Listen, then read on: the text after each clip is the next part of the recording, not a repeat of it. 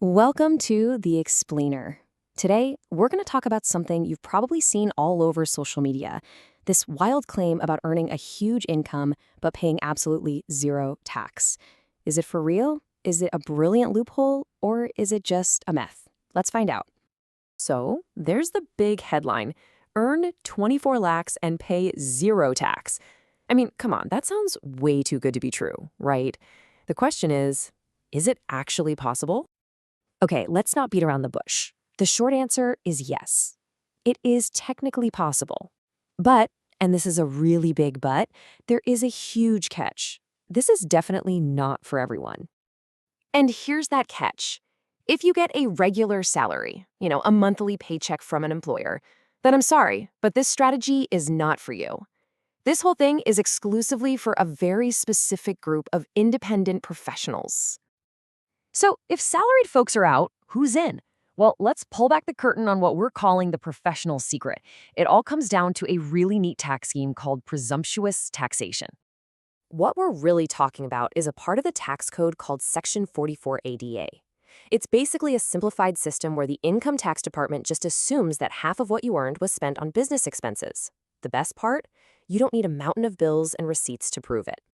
So, who exactly gets to use this? Well, the list is pretty diverse. We're talking about people in legal and medical fields. We've got architects, accountants, technical consultants, interior designers, and even a lot of creatives like film editors, actors, and directors.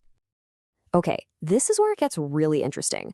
Let's actually run the numbers and see how 24 lakh rupees in earnings can magically become a zero tax bill.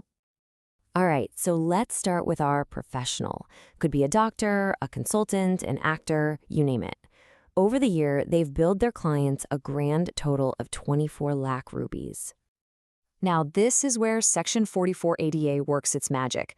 The law automatically says, hey, we're going to presume that 50% of that income, a full 12 lakh rupees, was spent on running your business. And poof, it gets deducted right off the top. And just like that, their income is literally sliced in half. What's left to be taxed is only 12 lakh rupees. See? A much, much more manageable number.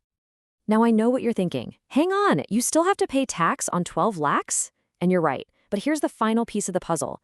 When you factor in all the current deductions and rebates available, an income of up to 12.75 lakhs can actually result in zero tax liability.